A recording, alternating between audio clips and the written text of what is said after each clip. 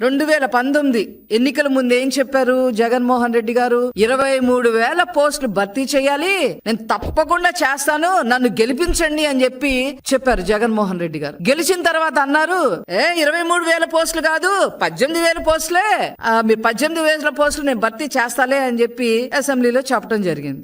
ఈయన ఇలా చెబితే బొత్స సత్యనారాయణ గారు 18,000 ఏం లేవు, కేవలం 8,366 పోస్టులు మాత్రమే భర్తీ చేయాలి అని చెప్పి బొత్స సత్యనారాయణ గారు అసెంబ్లీలో క్లారిటీ ఇచ్చారు. 2024 ఎన్నికలు వీళ్ళు క్లారిటీలు ఇచ్చారు కానీ ఎక్కడ నోటిఫికేషన్ అయితే ఇవ్వాల. 2024లో ఇంకా ఒక 3 నెలల్లో ఎలక్షన్స్ జరుగుతాయి అనే టైంలో ఒక 6,100కి నోటిఫికేషన్ ఇచ్చారు. కానీ ఎంత భర్తీ చేశారు? గుండు 0. కానీ వాళ్ళు ఏం చెప్పుకుంటారు?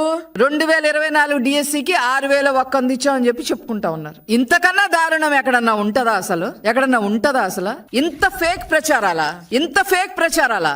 ఆ రోజుకి ఈ రోజుకి నారా చంద్రబాబు నాయుడు గారు ముఖ్యమంత్రి స్థానంలో ఎప్పుడూ కూడా విద్యార్థులు బాగుపడాలి అని అంటే చదువు అనేది చాలా అవసరం అని చెప్పి ఆ రోజు నుంచి ఈ రోజు వరకు కూడా మరి ఈ 16,347తో కలిపి 196,000 ఉపాధ్యాయుల పోస్టులు ఇచ్చింది ఒక్క నారా చంద్రబాబు నాయుడు గారే. Get your personal loan today through BSK associates. యువ భారత్ టీవీ నందు మీ పర్సనల్ ఇంటర్వ్యూ మరియు వ్యాపార ప్రకటనల కొరకు ఈ నెంబర్ని సంప్రదించండి.